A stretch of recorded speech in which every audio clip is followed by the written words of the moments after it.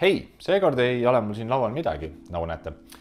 Asi on lihtsalt selles, et Philipsi 436M6VBB-AB mudel on lihtsalt liiga suur ja ei mahu siia hästi. Disainilt on see monitor täpselt nagu telekas. See kaalub peaaegu 15 kilo ja püsti seisab suurel massiivsel jalal. Ja siin ongi ka üks suuremaid hädasid. Ainuke asi, mida sättida saab, on kaldenurk ja sedagi väga vähe, ainult 15 kraadi. Monitori tagant leiame õnneks 200 mm veesa kinnituse.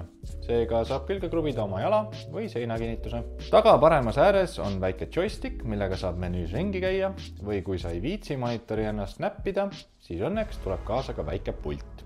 Vaatame nüüd tehnilised andmed üle. Kasutusel on siis 42,5-tolline 60 Hz MVA paneel, millel on 4K UHD resolutsioon, 4 millisekundit hallist hallini reaktsiooniaeg, FreeSync tugi 23 Hz 60 Hz-ni. HDR1000 tugi ehk siis see õige HDR. Sisse ehitatud 2x7 vatti kõlarid, mis teevad täitsa adekvaatset heli, kindlasti kõvasti paremad kui tavalised monitori kõlarid. Lisaks on monitori all ääres ka Philipsile omane AmbiGlow ehk siis 10 RGB LED-i, mis näitavad värvilist valgust lauale. Seadetes saab valida kas vastavalt sellele, mis ekraanil toimub või siis lihtsalt oma valitud värv. Monitori tagant leiame ka erinevad ühendused. Nendeks on HDMI, DisplayPort, mini-DisplayPort, USB-C, siia juurde väike märkus, see kahjuks läpakat laadida ei suuda, seega päris ühe juhtme dokina seda monitori kasutada ei saa. Siis on veel 2x USB 3 pesa ja heliühendused. Toiteblokk on sisse ehitatud ja ühendada tuleb ainult tavaline toitejuhe. Menüü on lihtne ja loogiline, täpselt selline nagu üks menüü olema peaks. Sisendite vahetamine võtab ehk natuke kaua aega, aga selle elab üle. Mängimiseks on see monitor täitsa tore, 4 millisekundit reaktsiooniaeg on kõvasti parem kui telekatel.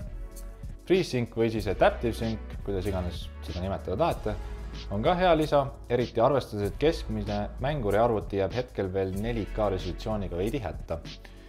Testisin seda Nvidia kaardiga ja pilt oli ilusti sujuv, lubatud vahemikus. On olemas ka võimalus 2 sisendipilti korraga vaadata.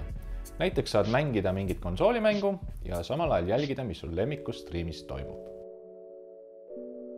Liigume nüüd põhiasja juurde, sest ma usun, et HDR1000 on see põhjus, miks keegi otsustaks just selle mudeli endale lauale osta.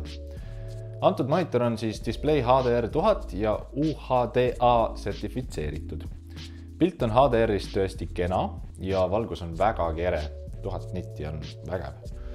Küll aga ei meeldi mulle väga pimedad kohad, sest sellel monitoril HDR-is jagatakse ekraan 32 eraldi juhitavaks valgustsooniks.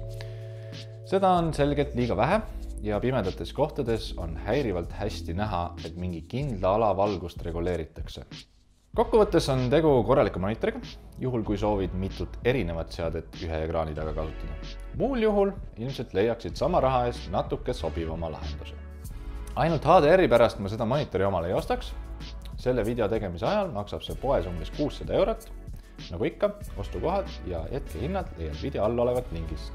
Loodan, et sellest videost oli sulle kasu ja näeme võrgus!